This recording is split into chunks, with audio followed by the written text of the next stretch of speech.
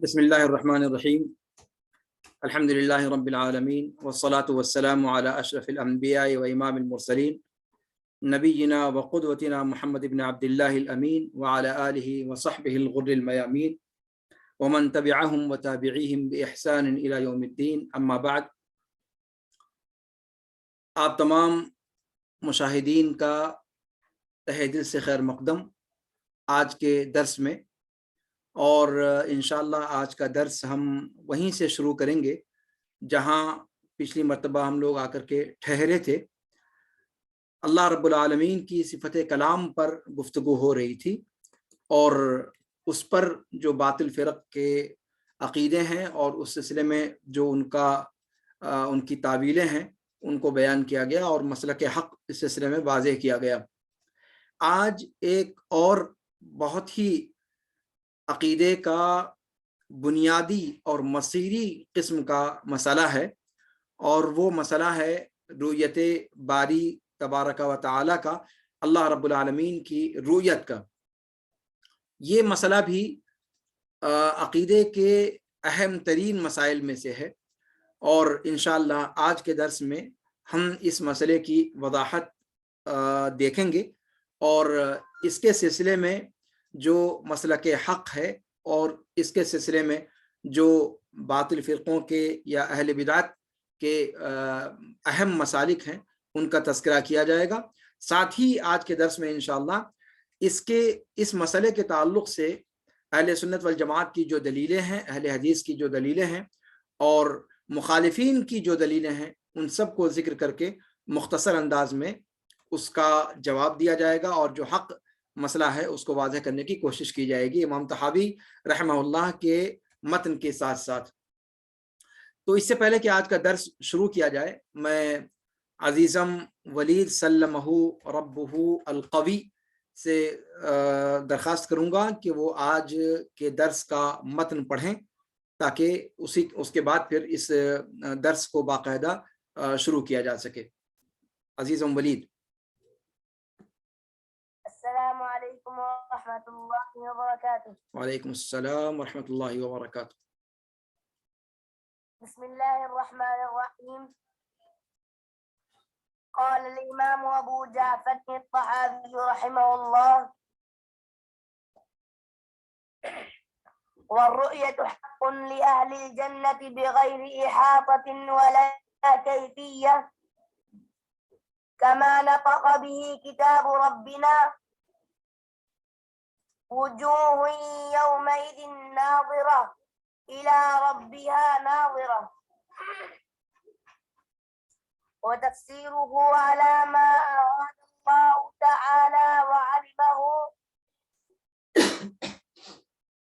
كل ما جاء في ذلك من الحديث الصحيح عن رسول الله صلى الله عليه وسلم، هو كما قال ومعناه على ما أراد، لا ندخل في ذلك متأولين بآرائنا ولا متوهمين بأهوائنا، فإنه ما يسلم في دينه إلا من سلم لله عز وجل ولرسوله صلى الله عليه وسلم ورد علم ما اشتهى إلى عالمه، ولا يثبت قدم الإسلام إلا على ظهر التسليم والاستسلام، فمن رام علم ما حضر عنه علمه ولم يقنع بالتسليم فهمه حجبه مرامه عن خالص التوحيد وصافي المعرفة وصحيح الإيمان، فيتذبذب بين الكفر والإيمان والتصديق والتكذيب والإقرار والإنكار، موسوسا تائها شاكا زائغا، لا مؤمنا مصدقا ولا جاحدا مكذبا. ولا يصح الإيمان بالرؤية لأهل دار السلام لمن اعتبرها منهم بوهم أو تأولها بفهم، إذ كان تأويل الرؤية وتأويل كل معنى يضاف إلى الربوبية ترك التأويل ولزوم التسليم، وعليه دين المرسلين. ومن لم يتوقع النفي والتشبيه زل ولم يصب التنزيه، فإن ربنا جل وعلا موصوف بصفات الوحدانية منعوت بنعوت الفردانية، ليس في معناه أحد من البرية، تعالى عن الحدود والغايات والأركان والأعضاء والأدوات، لا تحويه الجهات الست كسائر المبتدعات. شکراً، حسبک. تو آج کا درس انشاءاللہ عزیزم ولید نے جتنی عبارت پڑھی ہے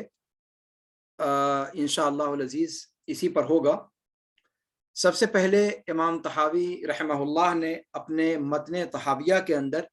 اس موضوع پر جو ذکر کیا ہے جسے آپ کے سامنے ابھی پڑھا گیا، میں اس کا مضمون آپ کے سامنے پہلے رکھ دیتا ہوں، پھر اس پر تفصیلی گفتگو شروع کروں گا انشاءاللہ. امام طحاوی رحمہ اللہ نے فرمایا کہ والرؤیت حق لأہل الجنہ، رؤیت اہل جنت کے لیے حق ہے، ثابت ہے، بغیر احاطۃ ولا کیفیہ، احاطہ اور کیفیت کے بغیر، جیسا کہ ہمارے رب کی کتاب نے کہا وجوہ یومئذ ناظرہ الی ربها ناظرہ، بہت سارے چہرے اس دن حشاش بشاش ہوں گے،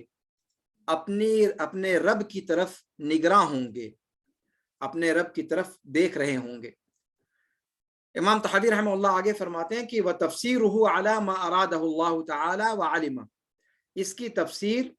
اس مضمون پر ہے، اس مراد پر ہے جو اللہ رب العالمین نے لیا اور جو اللہ رب العالمین نے جانا.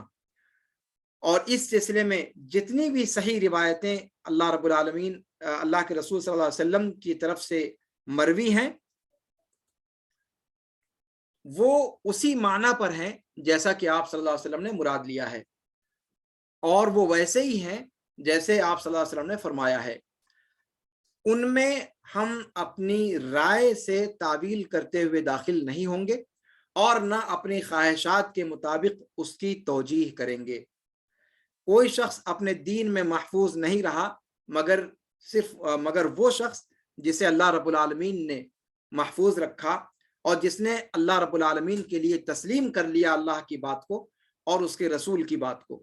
اور اس چیز کے علم کو اسی کی طرف پھیر دیا جس کے بارے میں شبہ اس کو لاحق ہوا. کہتے ہیں ورد علم مشتبہ علیہ الی عالمہ، کہ جس مشتبہ چیز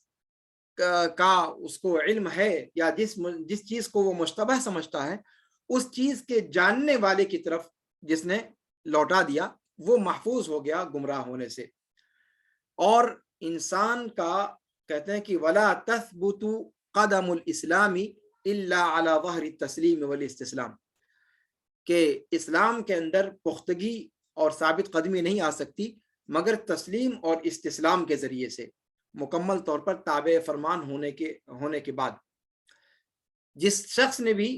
ایسی چیز کے جاننے کا قصد کیا جس کا جاننا ممنوع ہے یا جس میں فہم کے دروازے کو وہاں پر نہیں روکا جہاں پر تسلیم کا حکم دیا گیا ہے، تو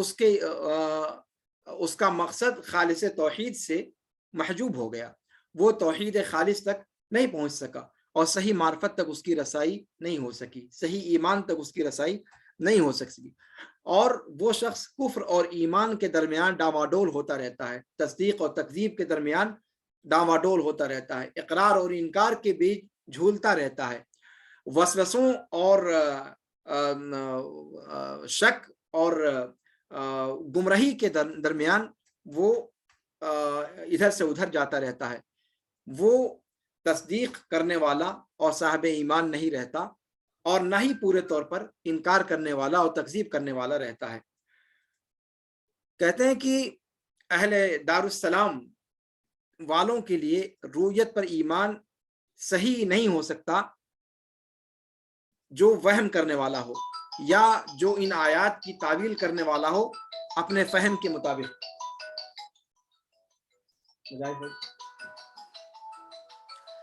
कहते हैं कि इज़ कान तावीलु अर्रुया व तावीलु कुल्ली मानन युदाफु इला रुबुबिय्या बितर्की तावील,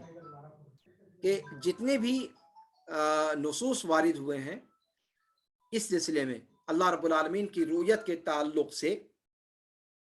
इसकी तावील करना या हर वो सिफत जो अल्लाह रब्बुल आलमीन के लिए इस्तेमाल की गई है उसकी तावील करना, ये तभी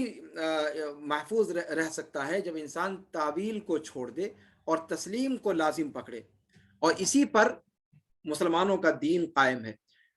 वलीद ने जो इबारत पढ़ी उस नुस्खे में और ये नुस्खा जो आपके सामने है, इस नुस्खे में कुछ अल्फाज का फ़र्क है। उसके बाद इमाम तहावी रहमतुल्लाह फरमाते हैं कि वमल्लम यतवक्का नफ़ी व तशबीह ज़ल्ला वलम युसिब तंज़ीह, जो शख्स नफ़ी और तशबीह से नहीं बचा वो राह हक़ से लग़ज़िश खा गया और वो तंज़ीह को नहीं पा सका। अल्लाह रब्बुल आलमीन ने अपने आप को वहदानियत की सिफ़ात से मुत्तसिफ़ करार दिया है और ऐसे सिफ़ात से मुत्तसिफ़ करार दिया है जिसमें वो मुनफरिद है, मखलूक़ात में से कोई जिसके साथ शामिल नहीं है। और अल्लाह रब्बुल आलमीन हुदूद व गायात से बुलंद व बरतर है। अरकान, आज़ा और अदवात, इन सारे अल्फाज से या इन सारी मुस्तलहात से बुजुर्ग व बरतर व बाला है। 6 जो मखलूक जिहात हैं ये उसको घेर नहीं सकती जैसे दिगर मखलूक़ात को घेरती हैं। ये इमाम तहावी रहमतुल्लाह का मतन था जो आपके सामने पढ़ा गया। इस मतन के ताल्लुक से अब तफसील में हम आते हैं कि आज हम कहाँ पर रुकेंगे और किस तरीके से आज के दर्स में बुनियादी तौर पर हमारी गुफ्तगू कैसे रहेगी। इस हफ्ते का दर्स हमारा इंशाअल्लाह इसी पर रहेगा।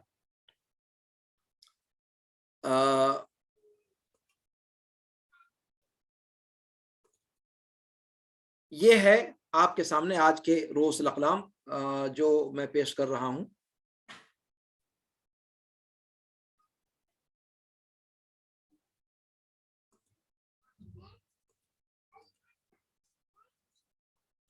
कि सबसे पहला जो आज का नुक्ता रहेगा वो इमाम तहावी रहमतुल्लाह का कौल वर्रुयतु हक़्क़ुन लिअहलिल जन्नह,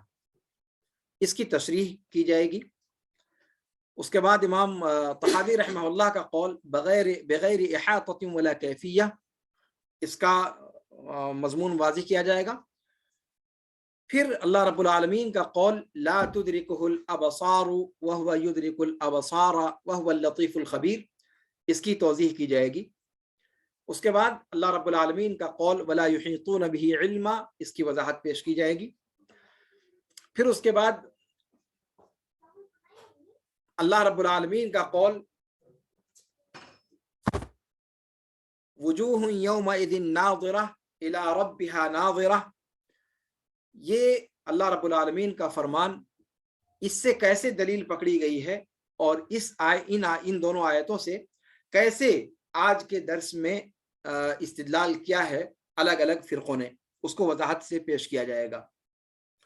कि किस तरीके से मसलक सलफ़ पर ये दोनों आयतें दलील हैं और 3 एतबारात से ये दोनों आयतें अल्लाह रब्बुल आलमीन की रुयत पर दलील बनती हैं। इसके अंदर 3 चीज़ें हैं। सबसे पहले कि इला के ज़रिए से मुतअद्दी किया गया है। फ़ेल नाज़िरा जो है उस नाज़िरा को इला के ज़रिए से मुतअद्दी बनाया गया है यहाँ पर। تو جب یہ الا کے ذریعے سے نظرہ کا فعل جب الا کے ذریعے سے متعدی ہوتا ہے تو کیا معنی اس کا ہوتا ہے، اس کی وضاحت کی جائے گی اور کیسے وہ رؤیت پر دلیل ہے اس الا سے متعدی بنانے کی وجہ سے۔ دوسری چیز ہے وجوہ کو نظر کی طرف اضافت کی گئی ہے کہ وجوہ یومئذ ناظرہ الی ربہا ناظرہ، کہ وہ چہرے اپنے رب کی طرف دیکھ رہے ہوں گے، تو چہرے اپنے رب کی طرف دیکھ رہے ہوں گے، اس کی وضاحت کی جائے گی کہ وجوہ کا مضمون یہاں پر کیا ہے۔ پھر اس کے بعد وجوہ کا وصف بیان کیا گیا کہ وہ ناظرہ ہوں گے، ضاد سے حشاش وشاش، تو اس کی کیا دلالت ہے اور کیسے اس کے ذریعے سے اللہ رب العالمین کی رؤیت ثابت ہوتی ہے، اس کی وضاحت یہاں پر پیش کی جائے گی۔ اس کے بعد عمومی طور پر رؤیت کے مسئلے پر قرآن و سنت کی دلیلیں کیا ہیں اس کو پیش کیا جائے گا، اور اس کے بعد رؤیت کے بارے میں جو الگ الگ فرقوں کے جو مسلک ہیں ان کو بیان کیا جائے گا۔ تو اس سلسلے میں سلف کے مسلک کو چھوڑ کر دو اہم مسالک ہیں جن کا ذکر کرنا ضروری ہے۔ ایک مسلک وہ ہے جو رؤیت کا انکار کرنے والا ہے، اور یہ الگ الگ فرقے ہیں جو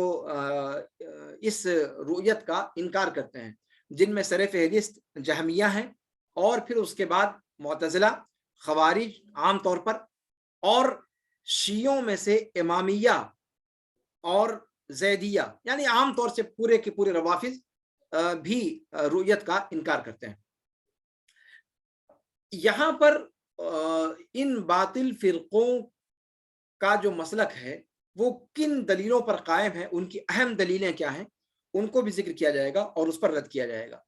اس کے بعد دوسرا مسلک یا دوسرا مذہب رؤیت کے بارے میں وہ ہے اشاعرہ کا۔ اشاعرہ رؤیت کو ثابت کرتے ہیں لیکن جہہ کا انکار کرتے ہیں، وہ کہتے ہیں کہ رؤیت ہوگی لیکن کسی جہت کی طرف نہیں، اور بتایا جائے گا کہ کیسے یہ مسلک بھی تعطیل کی طرف لے کر جاتا ہے اور مسلک سلف سے بالکل ہٹا ہوا ہے۔ اور تیسرا مسلک جو مذہب سلف ہے کہ اللہ رب العالمین کے لیے رؤیت کو ثابت کرنا کیفیت کے بغیر۔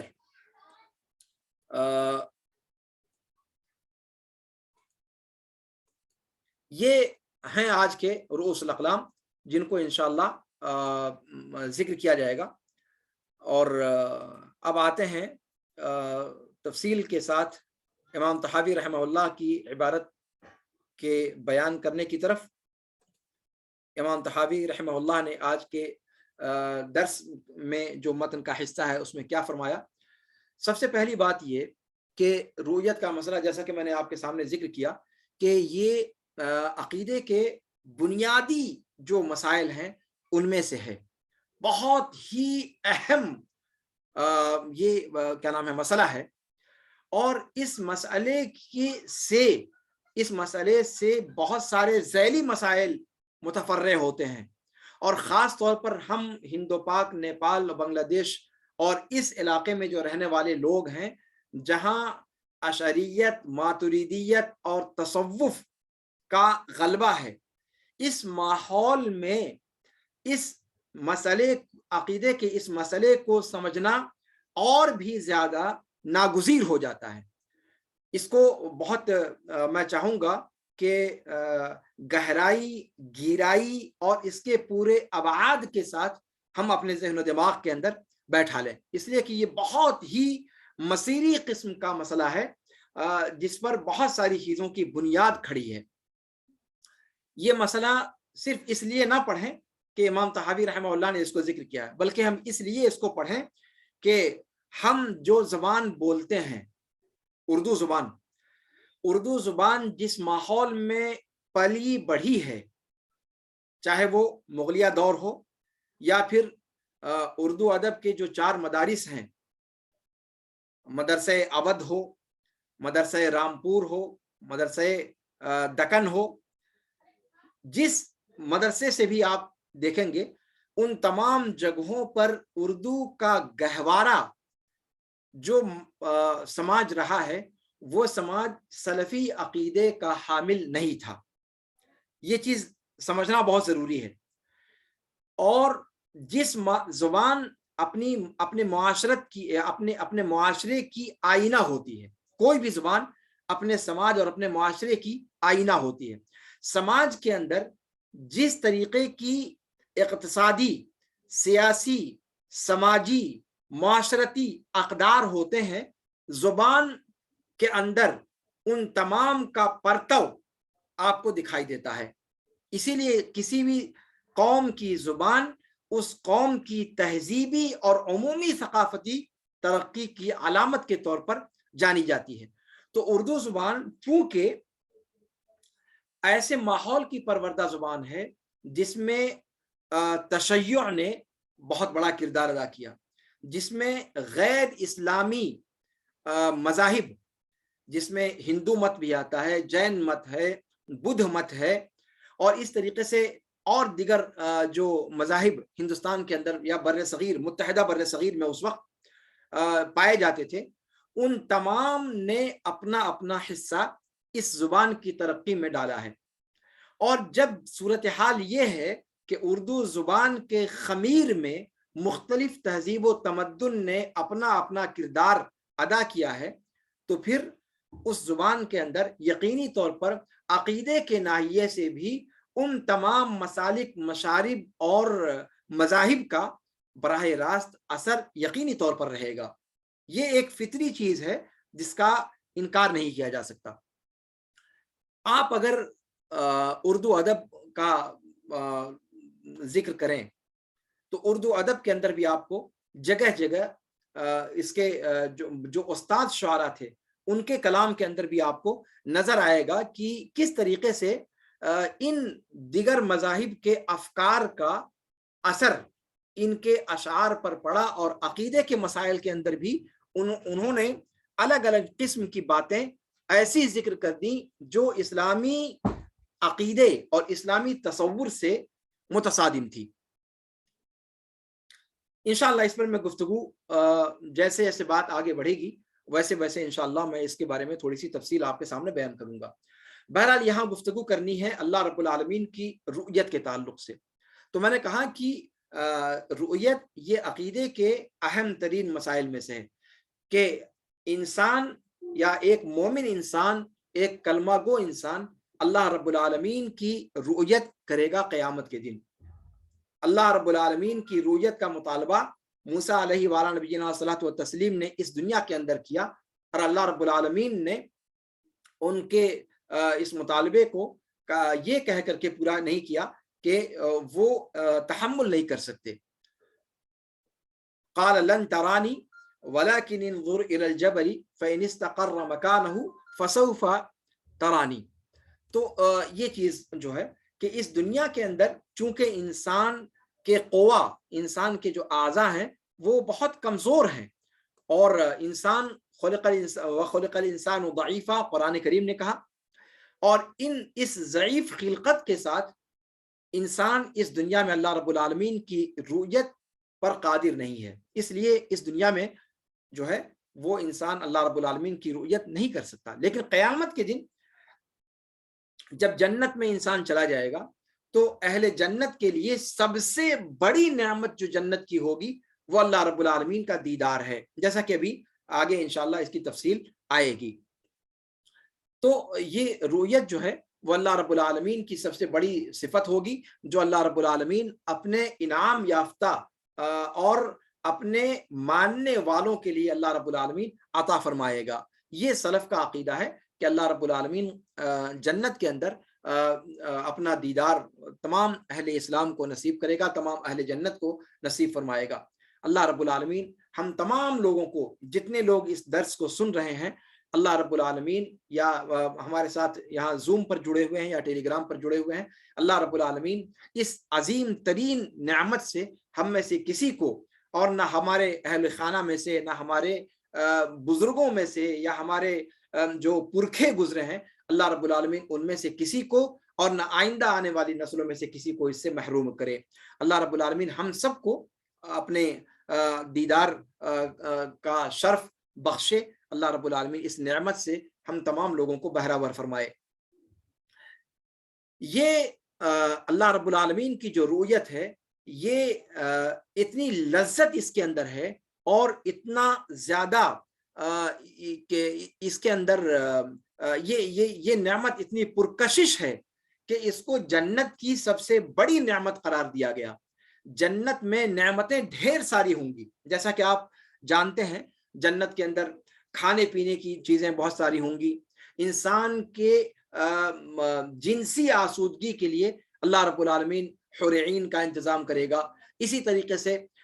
وفیہا ما تشتہیہ الانفس وتلذ الاعین، جس سے بھی آنکھوں کو لذت مل سکتی ہے، وہ تمام کی تمام چیزیں انسان کے دل میں اشتہا جتنی چیزوں کی ہو سکتی ہے اور آنکھوں کو لذت جن چیزوں سے فراہم ہو سکتی ہے، وہ تمام چیزیں اللہ رب العالمین جنت کے اندر فراہم فرمائے گا. لیکن ان تمام چیزوں میں سب سے زیادہ لذت کی چیز جو انسان اہل جنت کے لیے ہوگی وہ اللہ رب العالمین کا دیدار ہے. للذین احسنوا الحسنى وزیادہ. اللہ رب العالمین نے قرآن کریم کے اندر فرمایا کہ جو لوگ اس دنیا میں اچھے کام کرنے والے ہیں ان کے لیے سب سے بہتر چیز ہے اور زیادتی ہے. حسنہ سے مراد جنت ہے اور زیادہ سے مراد اللہ رب العالمین کا دیدار ہے، جیسا کہ اللہ کے رسول صلی اللہ علیہ وسلم نے صحیح حدیث میں اس کی تفسیر بیان فرمائی ہے. حقیقت یہ ہے کہ انسان، میں اپنی گفتگو تھوڑا سا یہاں سے شروع کرنا چاہوں گا کہ انسان اس دنیا کے اندر بھی فطری طور پر آپ دیکھیں کہ انسان کو حسن اور خوبصورتی اچھی لگتی. حسن اور خوبصورتی کا تعلق دیکھی جانے والی چیزوں سے ہو، سنی جانے والی چیزوں سے ہو، کھانے والی چیزوں سے ہو، پینے والی چیزوں سے ہو، جس چیز سے بھی ہو. ہر اصل میں حسن کا جو معیار ہے، جمال کا جو معیار ہے، وہ صرف انسان کی آنکھوں کے ساتھ مختص نہیں ہے. آپ اگر اللہ رب العالمین نے آپ کے اندر جمال کو پرکھنے کا معیار دیا ہے تو آپ اس چیز کو خود بھی دیکھ سکتے ہیں. آپ کوے کی آواز کو سنیے، الو کی آواز کو سنیے، تو آپ کے اندر ایک طریقے کی کبیدگی پیدا ہوتی ہے، ایک طریقے کا تنفر پیدا ہوتا ہے، ایک طریقے کی الجھن سی محسوس ہونے لگتی ہے. کتے کی آواز سن کر کے کیا آپ کے اندر احساس پیدا ہوتا ہے؟ اس کا مطلب یہ ہے کہ جمال اور حسن کا تعلق صرف آنکھوں سے دیکھی جانے والی چیزوں میں نہیں ہوتا، بلکہ اس کا تعلق تمام چیزوں سے ہو سکتا ہے. وہ ملموسات میں سے ہو سکتی ہیں، وہ دیکھی جانے والی چیزوں میں سے ہو سکتی ہیں، وہ سنی جانے والی چیزوں میں سے ہو سکتی ہیں. اسی طریقے سے اس کا تعلق ہر ایک سے ہوتا ہے. تو جمال اپنے وسیع مفہوم میں انسان جمال کا فریفتہ ہوتا ہے، جمال کے پیچھے انسان بھاگتا ہے. اس دنیا کے اندر بھی انسان کو جو چیزیں دیکھنے میں اچھی لگتی ہیں انسان اس کی طرف راغب ہوتا ہے، اور جن چیزوں کے اندر وہ جمال کا احساس نہیں کرتا اس سے اس کی طبیعت متنفر ہوتی ہے. کہیں بہت زیادہ شور و شغب ہو رہا ہو، آپ کو وہ چیزیں اچھی نہیں لگتی ہیں. آپ جو ہے آواز میں بھی ایک خاص قسم کی آواز کو پسند کرتے ہیں. اسی طریقے سے دیکھی جانے والی چیزوں میں سے. تو یہاں مقصد یہ ہے کہ انسان فطری طور پر جمال کو پسند کرتا ہے، اور اچھی چیزوں کا، چاہے وہ مسموعات میں سے ہوں چاہے وہ مشاہدات میں سے ہوں، وہ اچھی چیزوں کا دیکھا جانا، اچھی چیزوں کو چھونا، ملمس،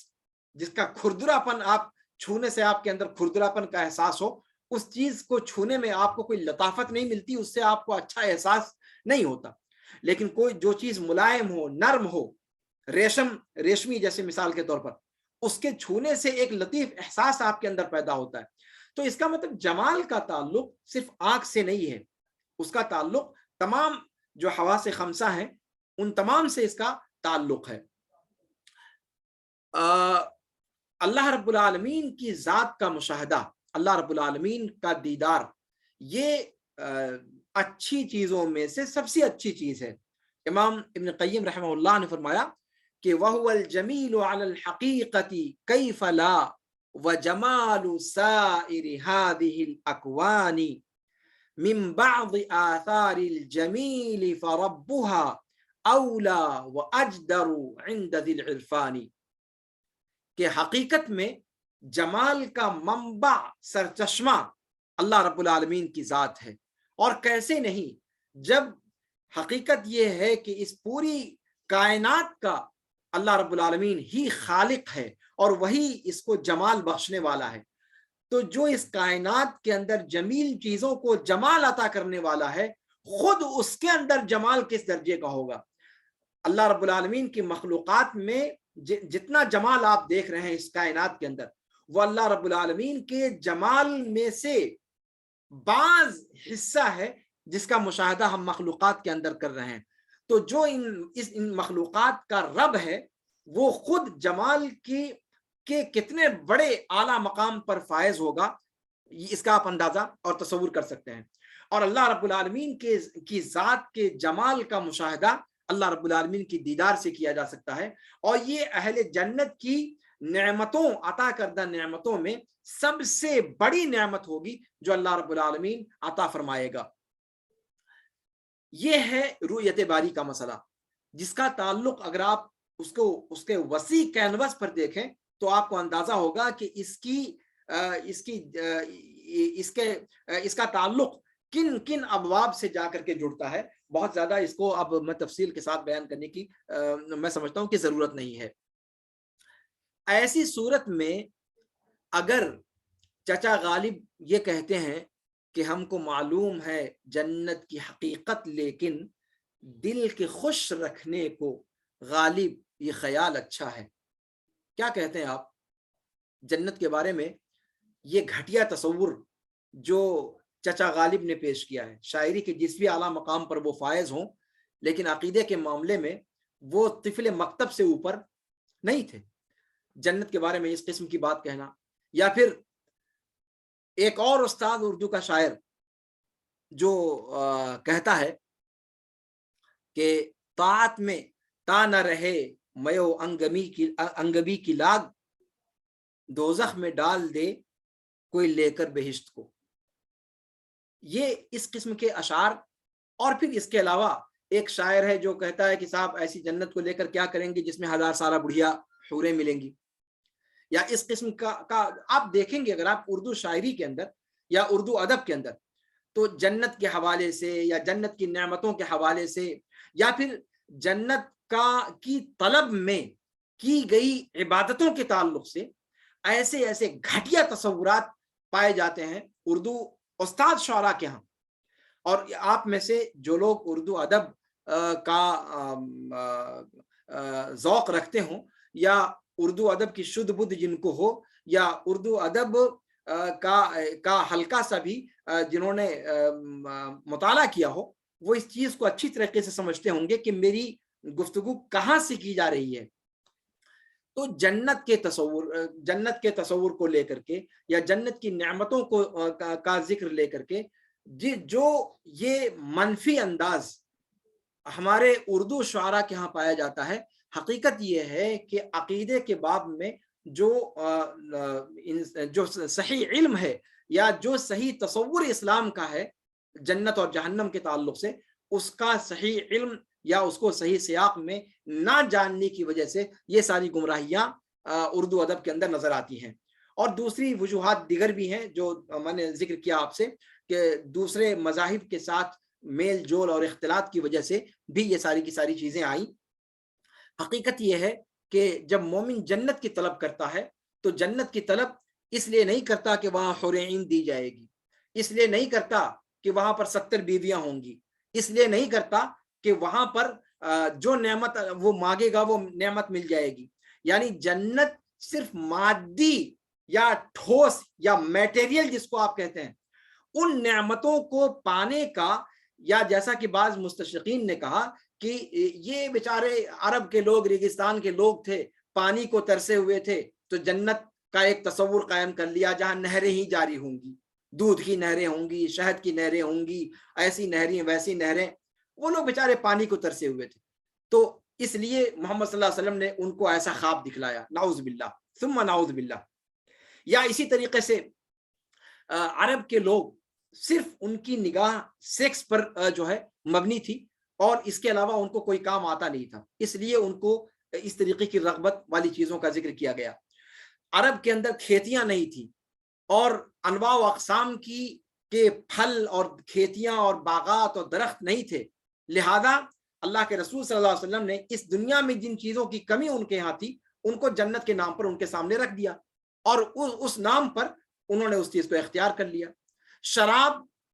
ان کی گھٹی میں پڑی ہوئی تھی، تو جب وہ چھڑوایا تو جنت میں اس کو دینے کا وعدہ کر لیا۔ نعوذ باللہ، یعنی آپ دیکھیں جتنے ملحدین ہیں یا جو علمانی فکر کے لوگ ہیں یا لادینیت جو آج کل کے خاص طور سے ماحول میں رچی اور وسیع ہے، اور میڈیا کے مختلف ذرائع سے جس طریقے سے اس قسم کے افکار کو لادا جا رہا ہے مسلم سماج کے اندر، مسلم نوجوانوں کے اندر اور مسلم طلبہ کے اندر، جس طریقے سے ان کے ذہن کو آلودہ کیا جا رہا ہے اور ان کی برین واشنگ کی جا رہی ہے، اس پس منظر کو دیکھتے ہوئے آپ کو نہیں لگتا کہ اس قسم کے مسائل کو اس کے صحیح سیاق میں سمجھنے کی ضرورت ہے؟ تو ان تمام باتوں کو ذہن میں رکھتے ہوئے آج کا یہ جو درس ہے اللہ رب العالمین کی رؤیت کے تعلق سے، اس کو آپ ذہن میں رکھیں کہ اور آگے اس کی دلیلیں میں قرآن سے اور حدیث سے پیش کروں گا کہ جنت جو اللہ رب العالمین نے رکھی، اگر کوئی شخص جنت کی طلب کے بغیر عبادت کرتا ہے تو حقیقت یہ ہے کہ اس نے اللہ کے رسول صلی اللہ علیہ وسلم کی نافرمانی کی، خود اللہ رب العالمین کی نافرمانی کی، اس لیے کہ کوئی بھی عبادت جب تک وہ اس دو عنصر سے خالی ہو، اللہ رب العالمین کی نعمتوں کی امید کرنا اور اللہ رب العالمین کے عذاب کا خوف، یہ دو چیزیں اگر انسان کے پاس نہیں ہے تو پھر انسان کی وہ عبادت، وہ طاعت قبول نہیں ہے۔ یہ چیز لازمی ہے کہ اس چیز کو سمجھا جائے۔ خوفا و طمعا، قرآن کریم کے اندر آپ دیکھیں انبیاء کرام کی نعمتوں کی عبادتوں کا جہاں ذکر کیا گیا ہے وہاں خوف اور طمع کا ذکر کیا گیا ہے۔ تو طمع، اللہ رب العالمین کی نعمت کی طمع، یہ بدلہ نہیں اس کو کہا جائے گا، یہ اللہ رب العالمین احسان کرنے والے کا احسان کہا جائے گا۔ اور دوسری بات یہ کہ جنت کی نعمتوں میں کیا آپ کو لگتا ہے کہ یہ جو نعمتیں عام طور سے عوام الناس کے سامنے بیان کی جاتی ہیں، جنت کی نعمتوں کا تصور اسی پر بس ہے؟ حاشا وکلا، جنت کی نعمتوں میں ان تمام نعمتوں کا، اور اللہ کے رسول صلی اللہ علیہ وسلم کی حدیث سے اس کو واضح کروں گا انشاءاللہ۔ یہ سیشن ختم ہو رہا ہے زوم کا، میں چاہوں گا کہ اگر اچانک گفتگو کٹ جائے تو آپ لوگ پھر دوبارہ جوائن ہو جائیں اسی لنک سے، کہ اللہ رب العالمین نے، اللہ کے رسول صلی اللہ علیہ وسلم نے وضاحت کے ساتھ فرمایا کہ اہل جنت کی نعمتوں میں سب